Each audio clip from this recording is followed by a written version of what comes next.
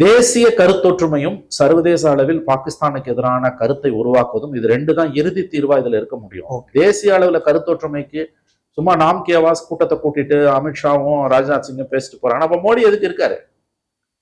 தேசிய கருத்தொற்றுமைக்கு மோடி வந்து வரவே மாட்டாரு. அவர் இஷ்டத்துக்கு பேசிட்டு போவாரு, ட்வீட் போடுவாரு, மன் கி பாத்ல பேசுவாரு, திடீர்னு டிவியில உட்காந்து பேசுவாரு.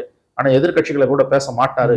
எதிர்கட்சிகளுடன் பேச மறுக்கிற, எதிர்கட்சிகளுடன் விவாதிக்க மறுக்கிற, என்ன நடந்தது என்பதை எதிர்கட்சிகளுக்கு தன் வாயால் விளக்க மறுக்கிற ஒரு பிரதமரை வைத்துக்கொண்டு இவ்வளவு முக்கியமான பிரச்சனையில் தேசிய கருத்தொற்றுமையை உருவாக்குவது என்பது மிக மிக மிக கடினமான ஒன்று. எதிர்கட்சிகள் அமைதியா இருக்காங்க. இன்னும் 2-3 நாள்ல பேச ஆரம்பிச்சிருவாங்க. சார், ஆனா இப்ப திருமாவளவன் வந்து நீங்க பதில் தாக்குதல் நடத்திட்டீங்க, பதிலடி.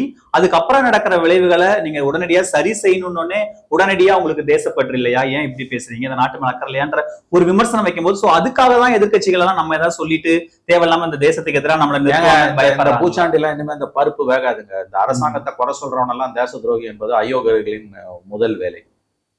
பர்னாட் ஷா அன்னைக்கு சொன்னார், இன்னைக்கு இல்லை 150 வருஷத்துக்கு முன்னால, தேசபக்தி என்பது அயோக்கியர்களின் கடைசி புகலிடம். யாருக்கு தேசபக்தி இல்லை? வரி ஏய்க்கிறவன் தான் இன்னைக்கு தேசபக்தியை பத்தி பேசுறான். பெண்களுக்கு எதிரான குற்றங்களை இழைக்கிறவன் தான் தேசபக்தியை பத்தி பேசுறான். பாகிஸ்தான் தீவிரவாதிகள் வரும்போது பயந்து ஒளிஞ்சு ஓடினவங்க தான் மும்பைல இன்னைக்கு பேசக்கூடியவங்க எல்லாரும். 2008 எங்க போனாங்கன்னு தெரியாது. எவன் ஒருத்தனையும் இன்னொருத்தன் தேசபக்தி இல்லாதவன் சொல்லுவது மிக மிக மிக மிக அயோக்கியத்தனமான